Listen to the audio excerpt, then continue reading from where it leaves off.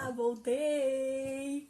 Hoje trouxe mais uma resenha de documentário que vale a pena para quem gosta dessa parte de perfumaria, óleos essenciais, aromaterapia, tudo isso vai estar envolvido no documentário que eu vou falar hoje. Vim temática, isso aqui é a minha roupa fingindo que eu sou francesa, tá?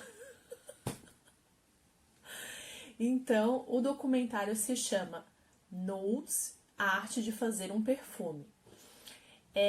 Vou primeiro falar para vocês a sinopse dele, depois eu trago as informações. Esse tem menos polêmica do que o documentário passado, mas ele não deixa de ter interessância, tá? Então vamos lá, sinopse. Pela primeira vez em um documentário, a prestigiosa Casa Dior abriu suas portas para mostrar as maravilhas por trás da criação de um perfume. Viajantes entusiastas, Arthur de Ferrer e Clement Brewer, seguiram François Demac por 2 anos, viajando por mais de 14 países. De graça ao outro lado do mundo, numa busca por inspiração pelas mais preciosas matérias-primas. Repleto de aromas, Nus revela um dos trabalhos mais secretos do mundo.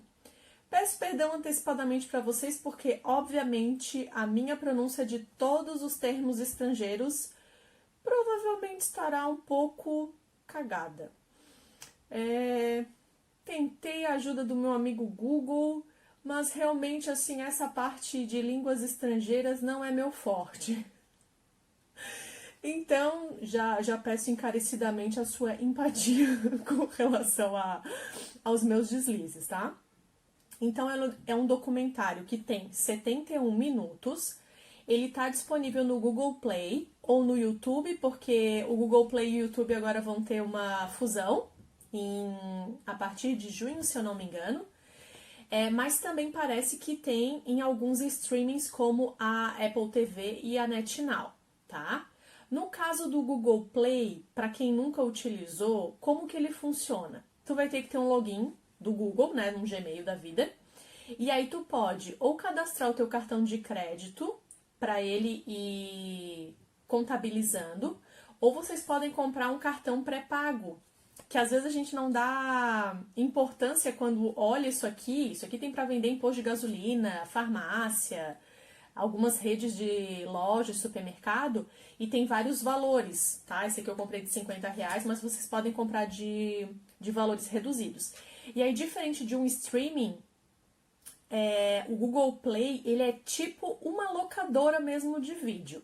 Então, tu vai locar aquele documentário, aquele filme, e ele vai debitar esse valor. Só que tu também tem a opção de, em vez de locar, tu pode comprar aquele filme, né? Aqueles filmes que tu sabe que tu vai querer assistir várias vezes, tipo Dirty Dancing. Aí tu compra no lugar de ficar locando, tá? Então o Google Play, na verdade, é uma grande locadora que vocês têm acesso. Trouxe isso pra cá porque quando eu assisti e postei nos stories, muitas pessoas ficaram com dúvida com relação a como que usava o Google e tal, e aí eu tive que explicar várias vezes, né, pelo direct, então já aproveito e já deixo aqui. Quem tiver dúvida depois vou mandar assistir o vídeo pra dar views, porque sou desse tipo de blogueirinha. Voltando.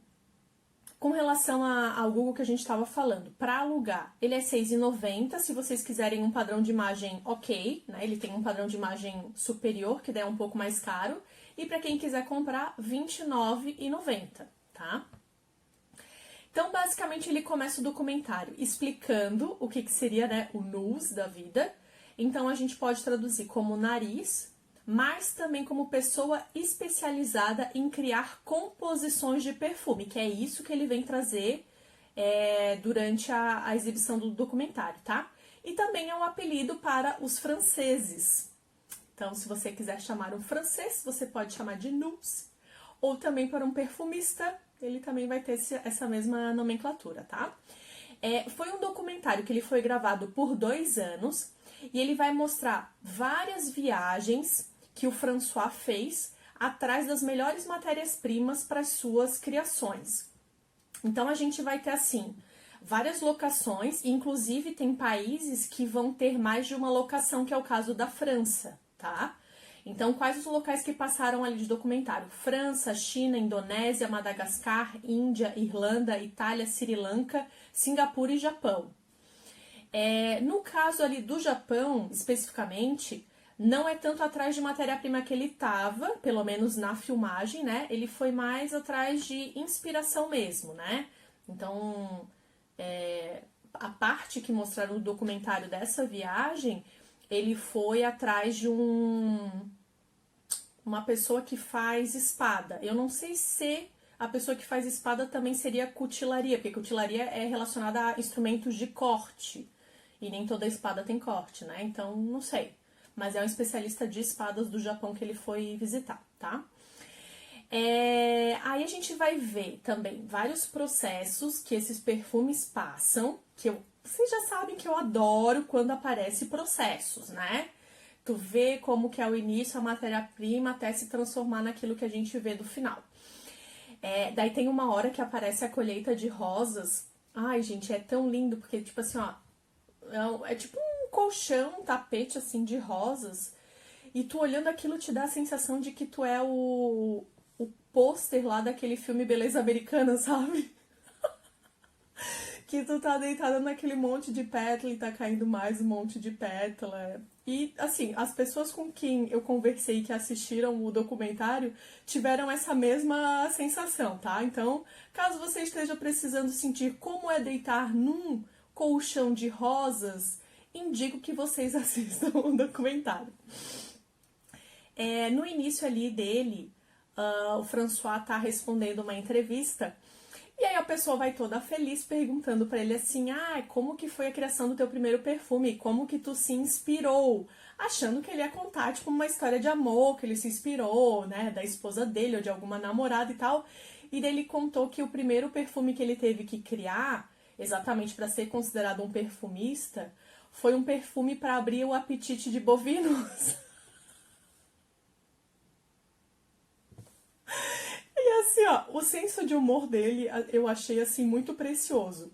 Eu fui atrás de conhecer um pouco da história dele depois do documentário e parece que ele é uma pessoa assim muito reservada, muito tímida, mas ele tem umas tiradas sensacionais no documentário que eu vou frisando aqui com vocês, tá?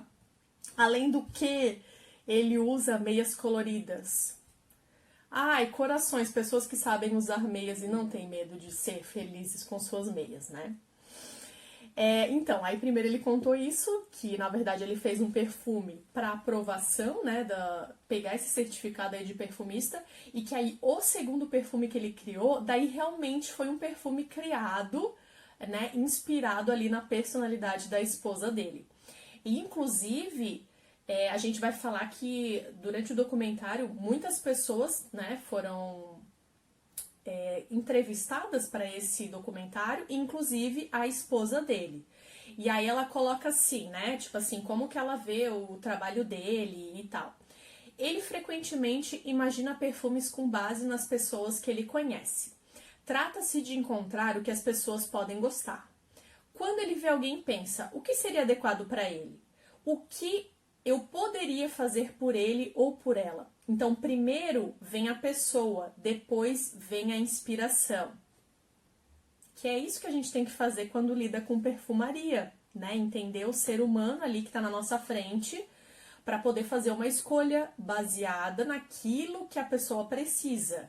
E não o inverso, de tentar encaixar uma essência, um óleo essencial, um extrato para aquela pessoa, entende? Então, primeiro, o foco tem que ser a pessoa mesmo. Dali por diante é que o processo de perfumaria vai começar.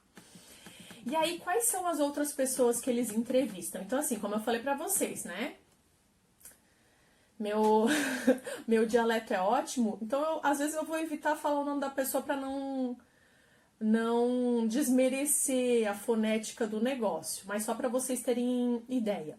Entrevistaram, por exemplo, uma diretora de revista famosa, né, revista Vogue, Elle e tal da vida, algumas atrizes que estavam fazendo, né, essa consultoria de perfume com ele, a esposa do François, como a gente já comentou, um amigo dele que ficamos sabendo durante o documentário que ele é o amigo, é o criador dos perfumes Louis Vuitton, que eu devo ter dito errado, porque no Brasil a gente chama de Louis Vuitton, né?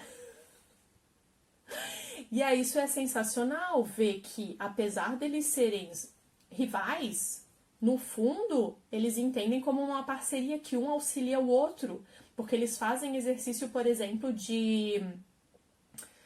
como é que a gente chama? De teste olfativo juntos. E aí eles ficam como se eles fossem sommelier de vinho mesmo, tá? E aí ficam, aqui tem notas disso, disso, daquilo, porque todo dia eles têm que treinar, né? Isso mais pra frente o François vai colocar também durante o depoimento deles, eu vou resgatar com vocês, tá?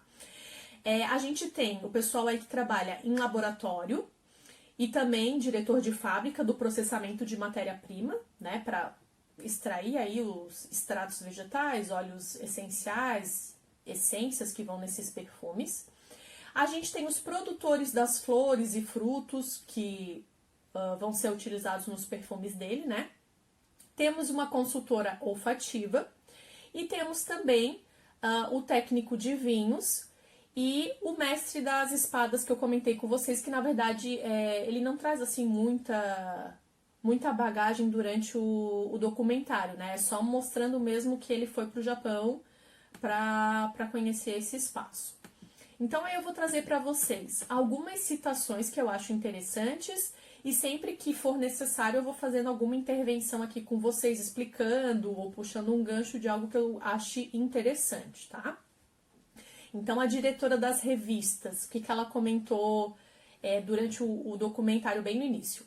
Fazer uma fragrância duradoura é como compor uma sinfonia. Requer muito pensamento e extração. Você tem que criar um conceito. A fragrância é uma fantasia. Se trata de desejos e conceitos abstratos. Claro que deve cheirar bem, mas você não pode realmente quantificar o que torna uma fragrância boa. Para quem está vendo o vídeo e já foi minha aluna, sabe que eu falo muito sobre isso, sobre o cheiro, ele ser uma sinfonia quando tu entende a aromaterapia, né, que é a disciplina que eu dou, como arte. Porque a gente pode entender a aromaterapia como ciência, que vai estudar os componentes químicos dos óleos essenciais, que vão trazer os benefícios, que vai ter indicação, contraindicação, etc e tal.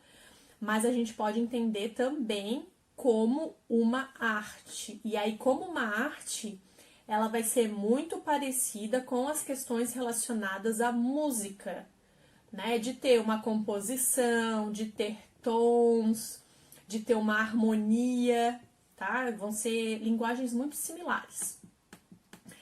Aí a gente tem, por exemplo, jornalista, né? Colocando assim, ele faz muito essa relação do aroma com a música.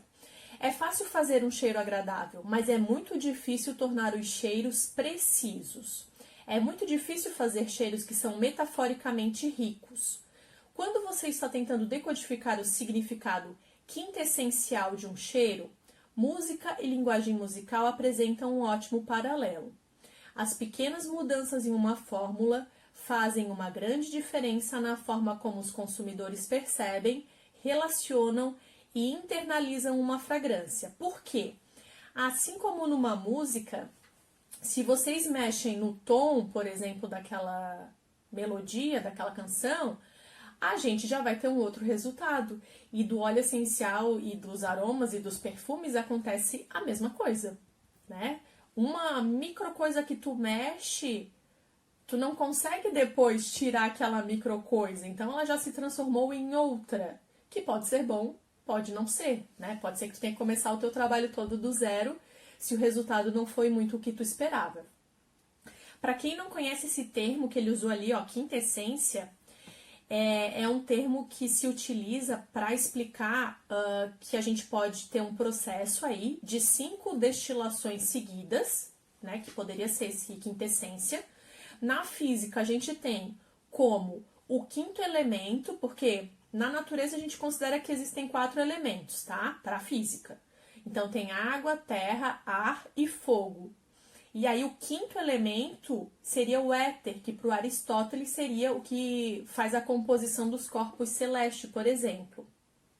Só que também esse termo quintessência a gente utiliza para dizer assim, ó, o que que há de melhor, de mais apurado, mais refinado, padrão de excelência, né? Um grau elevado, tudo isso também pode ser chamado de quinta essência. E por último, quando a gente está falando de perfumaria, a quinta essência ela está muito relacionada à evocação do humor. E daí com isso eu não quero dizer para vocês algo do tipo assim, tá, vou sentir um aroma e daí vou começar a gargalhar aqui. Mais ou menos, é porque o humor a gente não tem que entender apenas como uma coisa engraçada. O humor é o teu estado de ânimo, então tu pode, com um perfume ou com um aroma, ficar muito feliz, muito alegre, muito contente e gargalhar, ou tu pode ficar muito melancólico, muito triste e começar a chorar. Por quê? Temos relação aí com o sistema límbico? Amo, vocês já sabem que, assim, adoro falar e estudar sobre o sistema límbico. Então, aí só para vocês entenderem, o François Demac, né, que é o personagem principal aí do documentário, ele fala assim, ó, perfume é sempre sobre emoção. Nosso trabalho é o mesmo de um intérprete. Nós armazenamos imagens mentais em um determinado momento e quando começamos a criar o perfume, tudo isso sai. Precisamos de tudo aquilo. Então ele tem toda uma bagagem que ele vai utilizar para a criação desse perfume. Até por isso que ele faz todas essas viagens, né? Para se lembrar de um cheiro preciso, você deve se lembrar de tudo que vem com o cheiro. No momento em que você sentiu o cheiro, o que estava acontecendo ao seu redor? As pessoas que estavam lá, a iluminação, o que era importante, os sons e etc. Quando você se depara com a memória ou a realidade de um cheiro que não sente há 30 anos, você é imediatamente trazido de volta 30 anos do passado. É instantâneo, é muito preciso.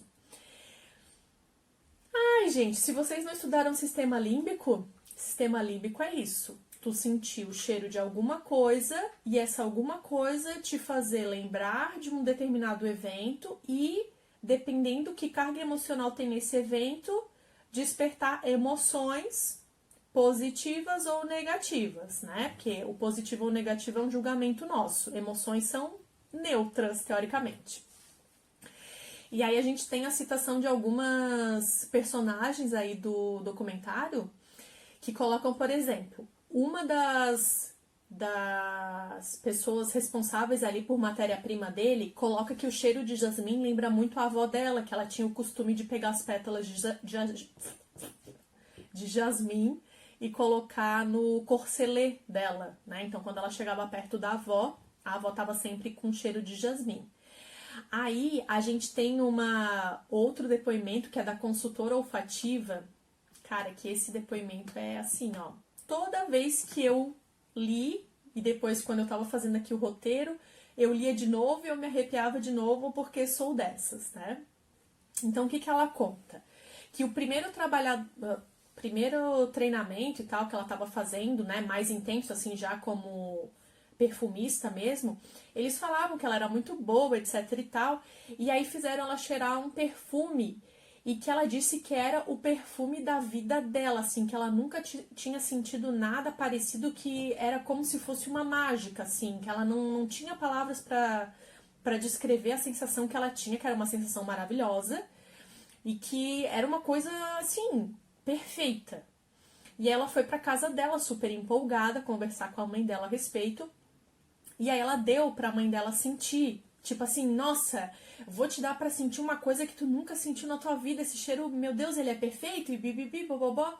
E aí no que a mãe dela sentiu o cheiro dela, falou, eu sei que perfume é esse. É o perfume X. E dela bem assim, como que tu sabe? Dela bem assim, porque foi o perfume que eu utilizei durante a tua gestação. E daí eu já estou arrepiada de novo falando isso, né? Então assim... Existem muitas coisas aí do sistema límbico que, se a gente estudasse mais, a gente tomaria cuidado com muitas coisas também, né? O quanto a gente está despertando emoções a todo momento nas outras pessoas e na gente também, enfim. né? Eu não vou entrar muito em detalhe porque nosso vídeo, para variar, está longo como sempre, né? Falo mais que o Homem da Cobra. E aí, depois a gente tem uma outra produtora de flores que ela traz uma emoção negativa associada ao sistema límbico dela. Ela falou que para ela, os cheiros que mais afetaram, que trazem mais lembranças para ela, no caso, são os cheiros com lembranças ruins. Então tem um cheiro específico que ela conta lá, que ela lembra de banheiro, que lembra do jardim de infância dela, e daí toda vez que ela entra num banheiro que tenha esse cheiro, é como se ela tivesse 3 anos de novo. E ela se sente muito triste. E é terrível, ela falou. E, nossa, essa fala dela dá vontade da gente entrar dentro da televisão e dar um abraço nela. Porque não é fácil, gente. Quando o sistema límbico pega feio. O amigo dele lá, criador dos perfumes Louis Vuitton, ele coloca assim, ó. Os criadores são extremamente curiosos. Você deve ser curioso sobre tudo e sobre todos, né? Com relação a essa coisa mesmo de criar perfume, já que você tem que entender da pessoa antes de criar o aroma, é normal que tu tenha que ter curiosidade mesmo sobre aquela pessoa para poder determinar ali qual é a essência do que tu quer passar, né? E ele coloca também o seguinte, ó. Todos nós apreciamos cheiros, porque eles nos remetem à nossa cultura. Mas vai além, porque é disso que somos feitos. O lado humano é essencial, é a parte mais importante para os perfumes. O que é mais humano que um cheiro? E aí eu quero trazer um gancho de uma outra obra para vocês, que é a seguinte. Alguns talvez já conheçam. Existe esse livro, né, Perfume é a História de um Assassino, que depois se tornou um filme também, que é muito legal de assistir, principalmente porque tem todas essas imagens dos campos e das destilações, etc e tal, né, que a gente gosta bastante de assistir. O final, não vou dar spoiler, mas o final, assim, um pouco, não sei, né? O final do livro é um pouco menos pior. E aí ele traz exatamente essa coisa do quanto o cheiro é o que nos torna humanos, né? Porque nesse enredo, o assassino ele tá realmente em busca de um cheiro determinado, né? Não posso dar spoilers para vocês sobre isso, mas o filme e o livro falam basicamente disso, tá? Aí a gente tem, né, as palavras da consultora olfativa. Então ela compara, por exemplo, que as pessoas que nascem em Grasse, né, que é lá na França, elas têm um DNA diferenciado porque elas já vêm de um sentido do olfato mais apurado. O meio ali que eles são criados, mesmo que tu não vá para a área de perfumaria, já é uma paixão deles, essa coisa de registrar cheiros e tudo. Então ela diz até que quem nasce em Grasse não foi feito do mesmo tecido de outras pessoas, né? Tem um tecido especial dentro deles que os constitui como perfumistas por causa disso, tá? Aí ela compara, por exemplo, que essa questão de se tornar perfumista tipo assim, tu é tão obcecado por registrar cheiros que tu se dispõe a passar pela tortura que é a formação de um perfumista. E por que ela fala que é uma tortura? Porque todo dia tu tem que treinar, né, a tua memória olfativa e ativar o teu sistema límbico. Então tu vai memorizar cheiros separados e combinações de cheiro e todo dia, e mesmo fazendo todo dia, não é o suficiente para que tu chegue no nível de excelência. Né? Então ela compara muito com a questão do balé, que, por exemplo, uma bailarina ela pode fazer giros perfeitos, né, 425 vezes, mas às vezes vai chegar na 426, ela errou a rotação e aí já errou tudo. E aí a mesma coisa com o perfumista, né? E ela coloca assim, ó, na perfumaria, a coisa mais difícil geralmente é decidir quando o perfume está terminado. Até por conta disso, né? Desses treinos que eles vão fazendo. Quando a música é perfeitamente tocada, você nunca pode simplesmente adicionar alguma flor na salada, né? Que ela está comparando com a gastronomia. que se tu tem um prato bonito e tu coloca uma florzinha na salada, tu consegue botar a flor, tirar a flor. Mas no caso de um perfume não funciona assim. A partir do momento que tu muda uma gota de alguma coisa que tu colocou ali dentro, tu já mudou a fórmula inteira. E aí isso, ela brinca, né, que é infinito e se torna até uma obsessão. Exatamente porque tu nunca tem certeza de que a tua obra está finalizada. Depois a gente tem o depoimento do diretor da fábrica do processamento da matéria-prima, que é onde tem a tal da cena das rosas. E aí ele fala assim, ó, quando você entra nesse trabalho, nunca mais consegue sair. É completamente viciante. Sim. A gente que trabalha com cheiro, a gente percebe, assim, que a gente era antes de começar a trabalhar com isso, e a gente se torna uma pessoa diferente e viciada realmente em cheirar tudo. Aí ele coloca também sobre essa questão da curiosidade, assim como o amigo, né, do François. E aí ele coloca muito a questão de explicar por que os perfumes, né, que é o caso desse documentário, são tão caros por causa de todos os processamentos que existem da matéria-prima. Então tem matéria-prima que ele tem que deixar lá curtindo 7 anos ou mais. Então, realmente, né, é um trabalho de paciência, perseverança. No meio do caminho pode dar alguma coisa errada e ter que começar a refazer tudo do zero, né? E aí tudo isso vai trazer custos à produção, porque ninguém trabalha de graça, né, gente? Então, se o teu perfume tu compra, ele tem um determinado valor elevado, provavelmente é porque ele tem mais processos, mais matéria-prima, né? Envolve mais mão de obra e tudo mais. Aí a gente tem o depoimento, então, das produtoras de flores, e elas focam muito em falar sobre essa questão dos materiais de excelência que o François busca, de respeitar, né, os ciclos da natureza, de cultivos orgânicos. Até a Carole, que é uma delas, ela coloca assim, ó, que tratar da terra, né, sempre com muito respeito, com cada coisa em seu tempo, e que saber fazer é diferente de fazer isso milhares de vezes em grande escala e com sucesso. Isso requer anos de experiência, porque daí ela estava contando que no início ela não tinha, né, uma plantação, digamos, não sei se chama por esse nome, mas tipo, ela não tinha um estoque, uma matéria-prima suficiente para o que precisava para o trabalho do François, né? E aí isso elas vão adaptando conforme vão entendendo como que é o trabalho dele, né? Aí a gente tem a Armelle, que é a outra produtora de flores. Então ela explicando o trabalho, né? É realmente um trabalho de um fazendeiro, mas ao mesmo tempo nós trabalhamos para uma indústria que para mim personifica o que nos torna humanos. Então sempre, ó, cheiro ligado ao ser humano, né? Nós não trabalhamos para nos alimentar, trabalhamos para cheirar bem. É uma ideia intrigante. Esses dois mundos se juntando é algo que aprecio muito. Estamos com os pés na lama e nossa cabeça não sei aonde, talvez nas nuvens. Tem até um livro que tem esse título, né? Pés no chão, cabeça nas estrelas, que é um pouco isso, assim, dela ter essa questão de saber onde ela tá pisando, mas ao mesmo tempo a indústria aí do marketing, tal, dos perfumes é uma coisa que ela não entende, né? Que é uma coisa mais abstrata que está nesse plano das nuvens que ela comenta.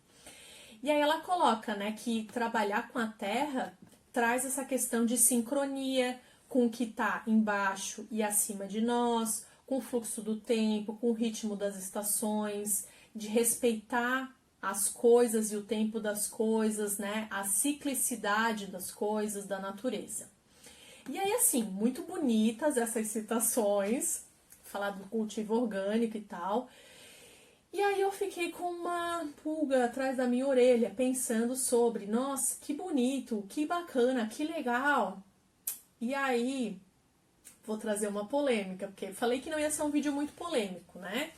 Mas isso foi uma percepção minha. Aí vai de vocês se vocês querem comentar alguma coisa aí embaixo ou não. Sempre, né, gente? Com educação, respeito, né, com coleguinha. O que me pareceu um pouco essa fixação, eu diria, em mostrar o respeito pela natureza, em mostrar o cultivo orgânico, em mostrar que eles se preocupam com a mão de obra de trabalho dessas pessoas que trabalham nessas fazendas e tal.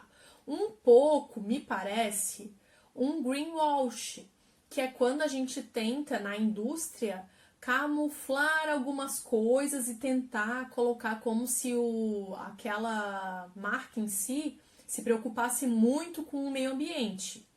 Porque no caso da Dior, eles podem ter todo esse cuidado, igual eles falaram, sim, porém, eles continuam fazendo testes em animais. Então, né, aquela coisa, quando tu dá muita atenção para um tema, sempre, tipo, liga o radar e pensa, tá, mas o que tá tentando camuflar se só tá botando luz aqui? Onde é que tá a sombra, tá? Que foi mais ou menos esse o olhar que eu tive quando eu tava assistindo, né? Eu assisti muitas vezes para poder fazer a resenha e tal. Então, trouxe esse questionamento para vocês e aí vai de vocês analisar o que vocês acham sobre, tá? Porque é óbvio que um documentário ele sempre vai querer trazer um ponto de vista e cabe a gente abrir o leque, abrir a visão e ter o raciocínio crítico e além daquilo que está sendo mostrado, tá? Pelo menos é assim que eu entendo o consumir, né? Um livro, um seminário, um curso, um documentário, tá? Aí a gente tem o depoimento de um diretor de uma casa de vinhos. Então ele coloca assim: o sentido do cheiro faz parte das nossas decisões diárias. Você sente uma emoção quando cheira algo e prova um vinho, né? Já que a questão dele é mais essa parte de sommelier de vinhos. A diferença entre a emoção de uma pessoa e o trabalho de um profissional é que devemos, enquanto profissionais, dissecar, analisar, explicar e classificar. Então, assim, quem trabalha com essa parte de aromas vai ter que estar sempre testando, fazendo esses testes olfativos, estudando, tá? Sempre voltando para a base. E aí agora a gente está chegando no final da resenha, graças a Deus. E eu vou começar a trazer um pouquinho do que o François falou durante o documentário, né, que é sobre o trabalho dele.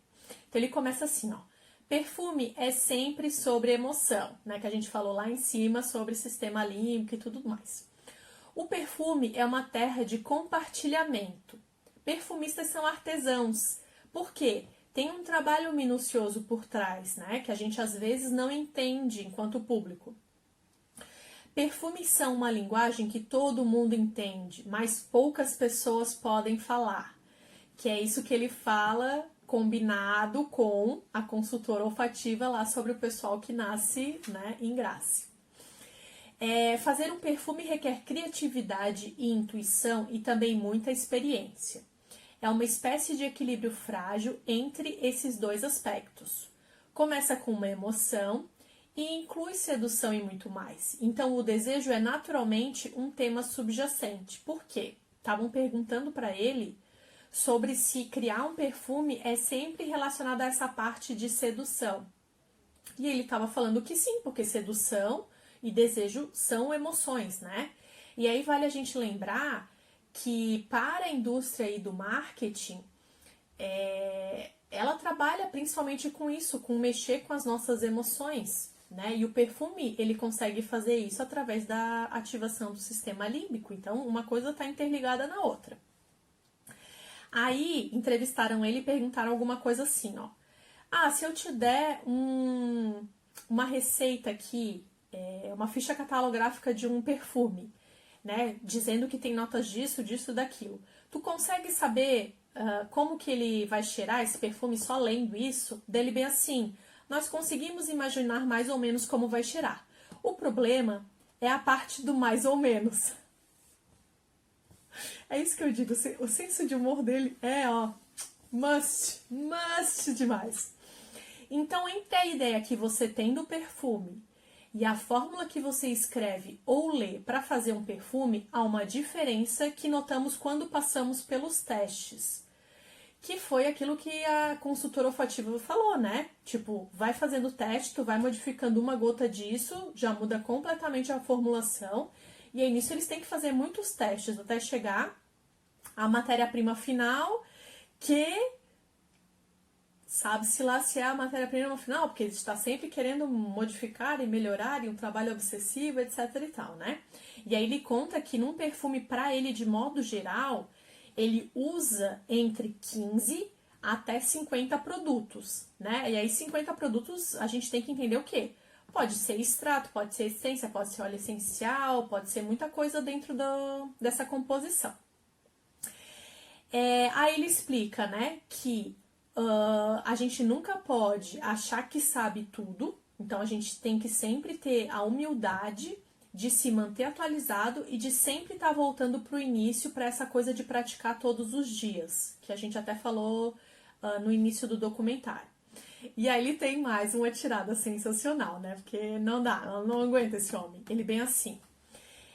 Perguntaram para ele por que ele fazia tanta questão de conhecer os locais, né, as fazendas onde era extraída a matéria-prima. E ele fala assim: é como um assassino que volta para a cena do crime. É importante estar no lugar para que você possa cheirar e sentir, porque é uma atmosfera. A atmosfera faz parte do produto. Então, de novo, temos uma conexão com isso aqui. Então, para quem não foi atrás, vá, que vale muito a pena entender um pouco sobre essa questão dos cheiros e tudo, cenas de crime e tal. Inclusive tem até um seriado, eu acho, que criaram baseado também nesse livro e no filme, mas eu ainda não assisti para poder comentar se vale a pena ou não, né?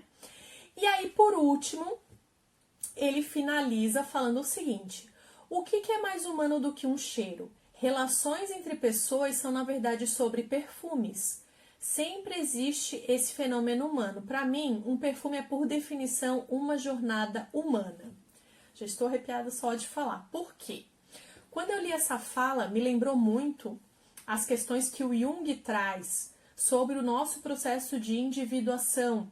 Então, a gente vem para, né, esse plano, essa existência, para a gente se tornar aquilo que a gente veio se tornar, que é o processo de individuação. Então, se o perfume é, por definição, uma jornada humana, o perfume teria essa capacidade de ajudar no nosso processo de individuação. E é real, se a gente for parar para analisar o quanto a gente é afetado, né, pelos cheiros e tudo mais, e quanto eles nos modificam e a gente também modifica eles, enfim. Eu achei sensacional essa tirada final dele do documentário, tá? Então é isso, povo. Ficou grande pra cacete, eu não achei que ia ficar tão grande. Quem já viu, comente aqui embaixo, quero saber as opiniões de vocês, se bateram, se não bateram, se vocês pensarem em outras coisas. E sabe-se lá quando eu volto com uma próxima resenha de alguma coisa por vídeo, tá? Beijos!